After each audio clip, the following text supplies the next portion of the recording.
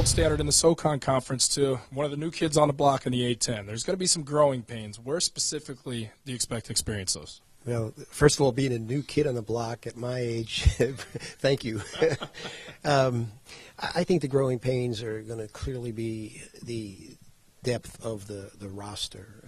We have a couple of players that can compete at the A-10 level. These teams have 12, 14 guys that can compete at the A-10 level, and we're not there yet. So our recruiting needs to be elevated, and I think that we're making some strides in that direction. We have outstanding young men in our program who are competing to become better, and they certainly will be better as we progress through the A-10. Coach, you talk about recruiting. You've got a pretty good one coming in as a freshman in 6'7", Peyton Aldridge, a swing guy who can put the ball on the floor and create. Can you tell me a little bit more about his game beyond the obvious? Tough, coachable, outstanding work ethic, and talented.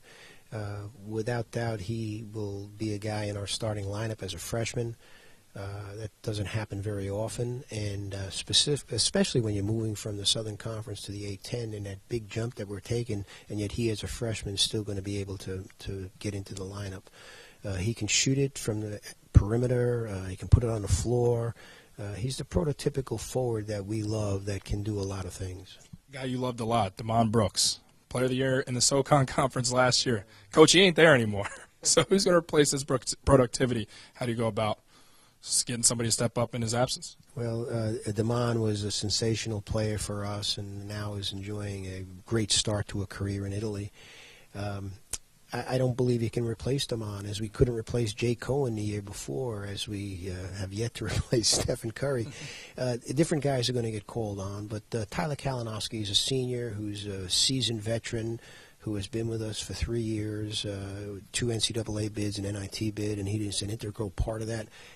I believe that Tyler is going to be the guy that's going to lead our program. And as Damon's leadership was so indispensable to our success last year, I think Tyler is going to be very indispensable to what we do this year. Coach, give me one last X factor to success this season. Shooting the ball well. We have guys that can really, really knock it down.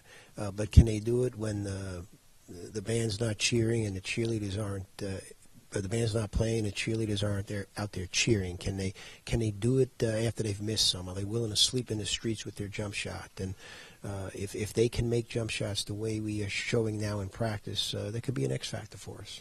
Coach, thanks for the time. Good luck this season.